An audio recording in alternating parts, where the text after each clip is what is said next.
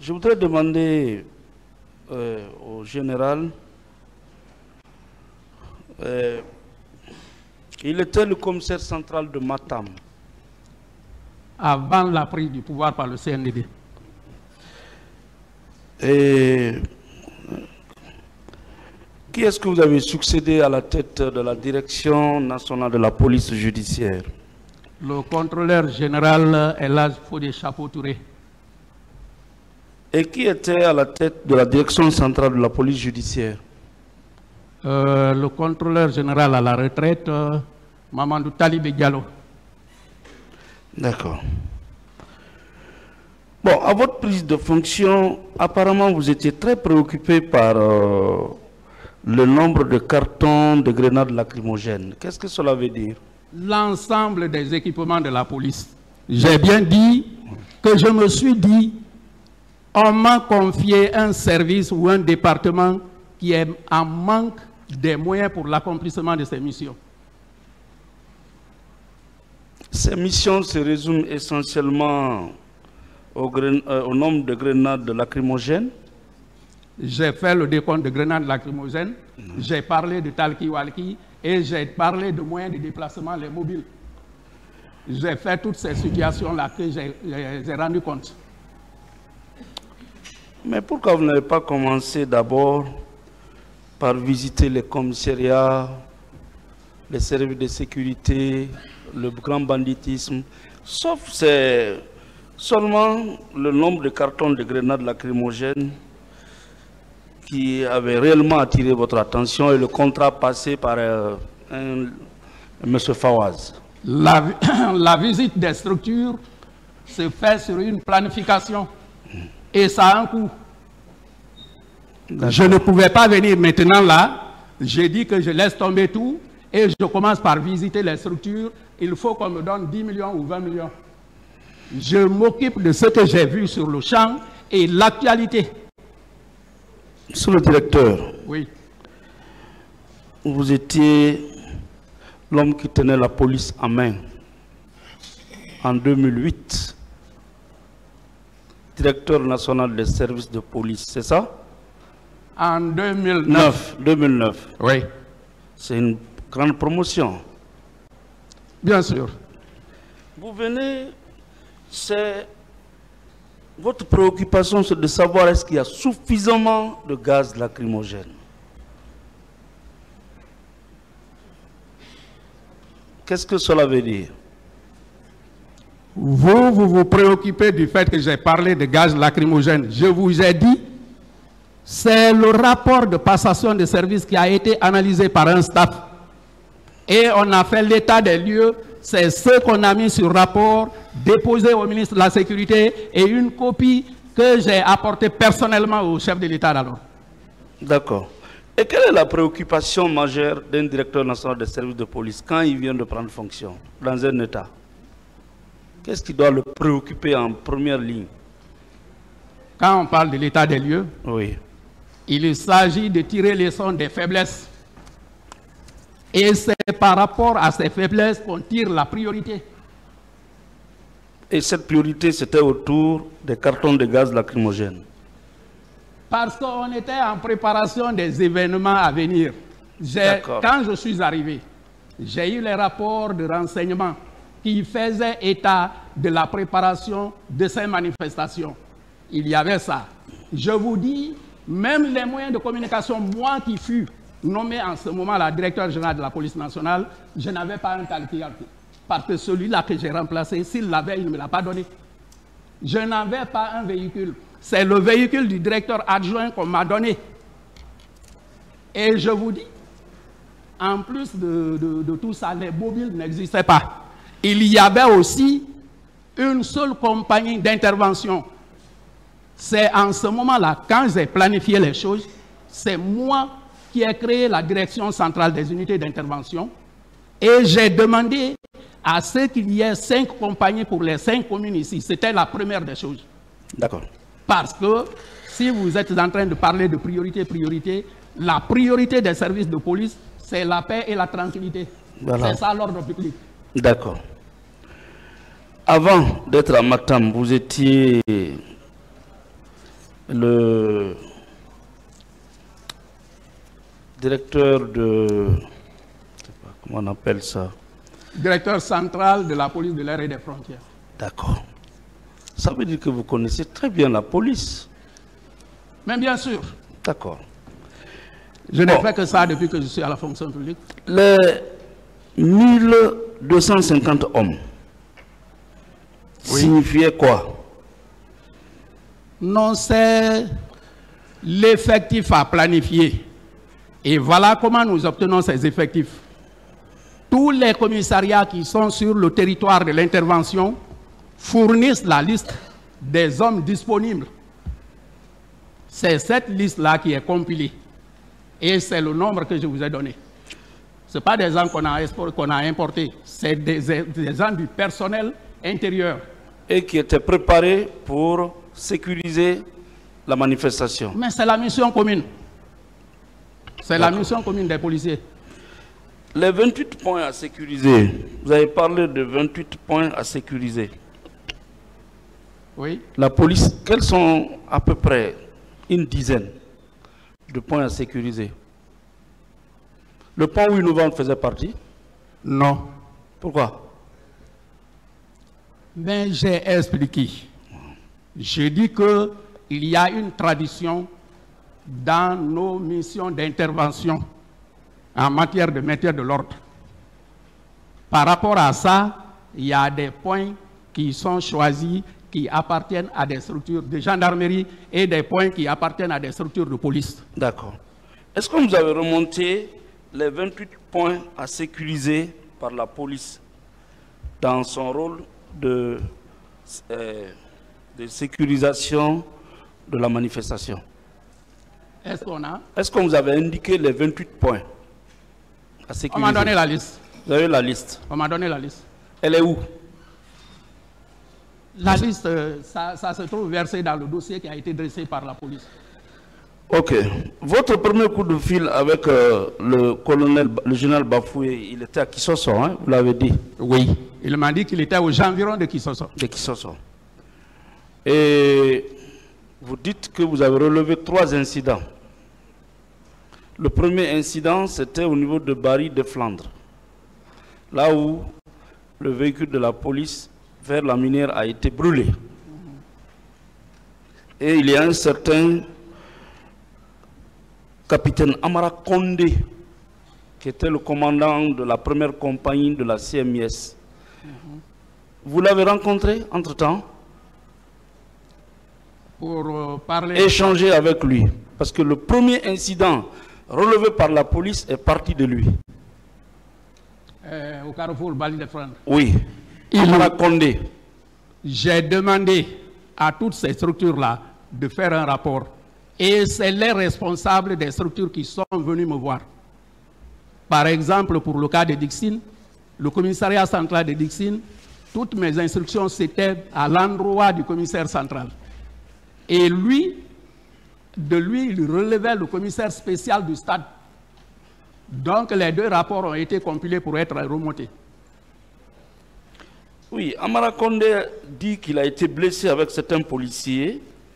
Et puis, on l'a expédié à l'hôpital Donka. Vous n'étiez pas au courant de cela en tant que directeur national? Non, les dispositions ont été prises par rapport à tous ceux qui ont été victimes du côté de la police. Et à l'époque, on avait une petite caisse sociale au niveau de la direction. C'est mon premier adjoint, actuellement Feu Sekoumara, qui était chargé de l'exécution de ce côté social. Et tous ceux qui étaient dans ces circonstances-là, on a essayé de prendre des dispositions pour qu'ils puissent passer les rendre visite et prendre les dispositions qu'il faut. Je voudrais savoir, est-ce que vous avez échangé avec Amara Kondé qui a vécu le premier incident? Lui, physiquement, non. Pourquoi? Non, mais c'est ce que je vous dis.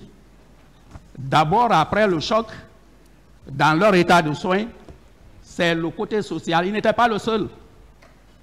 Il n'était pas le seul.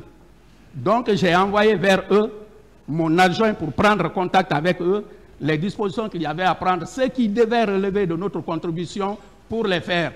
Maintenant, en matière de procédure, là, je l'ai fait en contact avec leur chef. D'accord. Mais est-ce que vous êtes au courant qu'Amara Condé, quand il est parti à l'hôpital avec 2 ou 3 policiers blessés, a reçu des soins rapides, il est revenu à la rentrée du Cambaro et il a vu des véhicules militaires qui venaient de la ville pour le stade. C'est lui qui l'a dit, je ne suis pas au courant. Bon, mais il rêvait de vous. Non, il aurait pu vous il donner... relève de moi, ça ne veut pas dire ce qu'il a vu, moi j'ai vu. Ok. Mon général. Oui. Vous êtes arrivé à l'esplanade à quelle heure, s'il vous plaît? Pour quelles circonstances?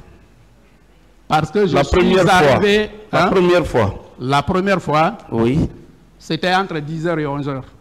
10h, 11h. Oui. Quelle était l'ambiance? J'ai dit quand je suis arrivé à l'esplanade du stade pour la première fois, ce n'était pas encore envahi comme tel.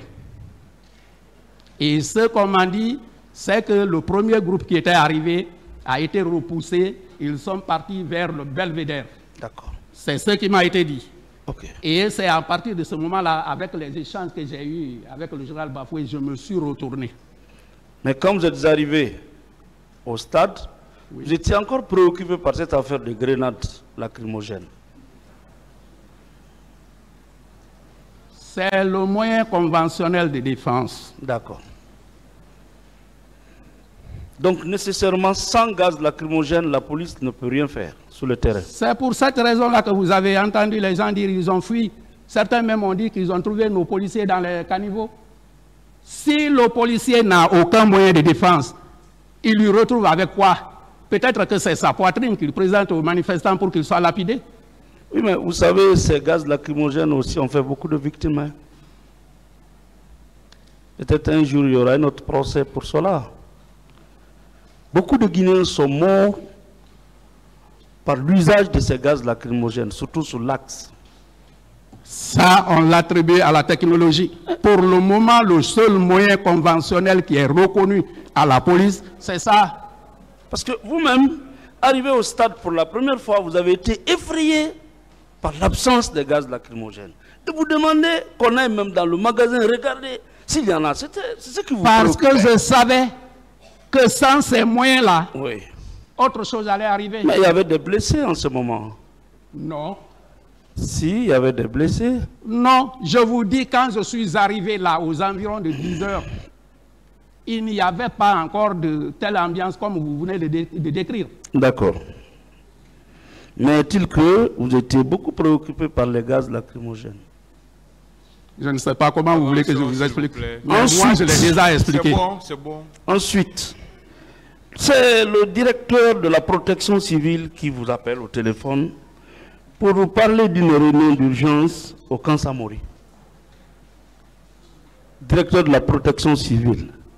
En termes d'autorité, qui prime sur l'autre? Le directeur national? Nous sommes à égale position.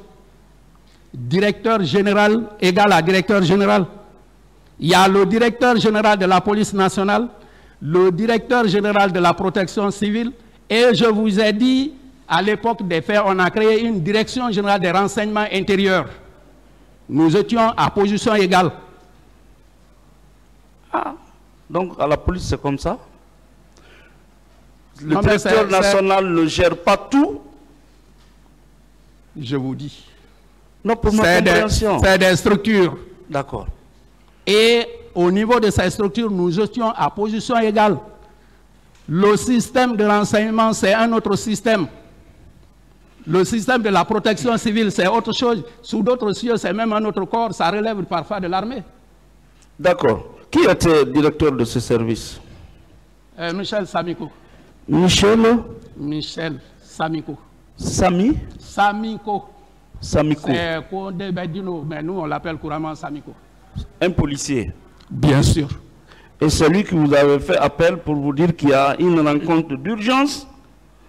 Non, je n'ai pas dit urgence. Une réunion il a appelé pour me demander est-ce qu'on vous a appelé pour une réunion au camp Samori? J'ai dit non, personne ne m'a appelé. Il me dit, il paraît qu'il y a une réunion là. Je lui ai dit, j'ai dit, qu'est-ce que tu voulais? Il dit, vous pouvez venir, on va aller voir. J'ai dit, attends-moi là, j'arrive. C'est ce que j'ai dit. Vous lui avez demandé qui lui a informé de la tenue de cette réunion et c'était à quelle heure? Lui-même, certainement, il n'avait pas la précision. C'est pourquoi il m'a demandé, est-ce qu'on vous a appelé?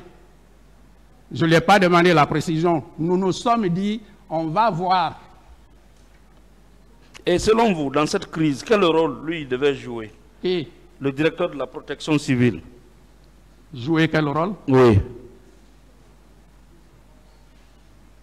Ou bien c'est lui qui devait être en première ligne. Parce que là, au moins, il y a le mot protection civile. Venir protéger les civils à main nue qui viennent dans un stade. Le directeur, la protection civile n'est pas chargé du maintien de l'ordre. D'accord. Donc, au moment des faits... Il est chargé de quoi? C'est plusieurs structures que vous voyez là-bas. La protection civile évolue en plusieurs sens. Tel que vous dites, c'est ce qu'on a résumé pour parler de protection civile. Quand il y a incendie, c'est la protection civile. Quand il y a incendie dans une maison, par exemple, il y a mort d'homme, c'est la protection civile. Quand il y a noyade, c'est la protection civile. Quand on découvre un corps dans un quartier, c'est la protection civile. Ah, c'est vous qui le dites. Mais lisez bien, attendez. Lisez très bien l'article 60. Est-ce qu'on peut évoluer, s'il vous plaît? C'est bon. Je voulais savoir, comme votre collègue de la police de la protection civile vous a appelé, et on en arrivera là-bas, pourquoi ce n'est pas ce service qui est venu ramasser les corps au stade, sauf les militaires? J'arrivais là. D'accord. Vous avez le code de procédure pénale. Prenez l'article 75. Moi, si c'est l'ancien code, je ne sais pas, mais c'est ce que j'ai utilisé dans mes activités très actives. Lisez ce qui est écrit là-dedans. Vous verrez, en pareille circonstance, qu'est-ce qui doit être fait. Bon, les différents mouvements que vous avez eu à faire, dans les conditions normales, vous devez être avec le directeur de la protection civile à vos côtés, ou vous devez circuler seul. Je vous ai dit, c'est des structures séparées. Et ce faisant, la seule personne qui pouvait donner des ordres, c'est le ministre de la Sécurité. Très bien.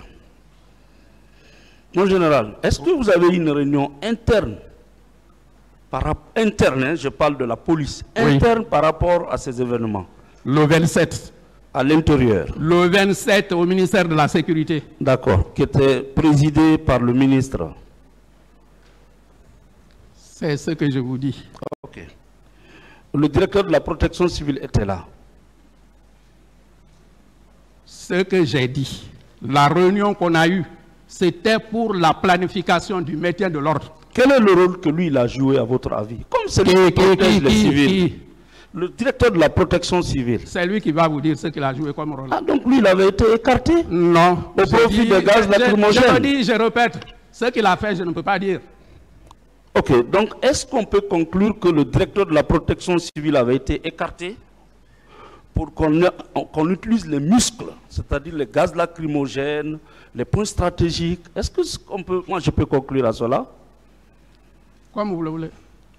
Parce que moi, c'est ma première nouvelle quand même d'apprendre que le directeur national est à égalité avec le directeur de la protection civile. Ah, même maintenant là, c'est ça. C'est bon. D'accord.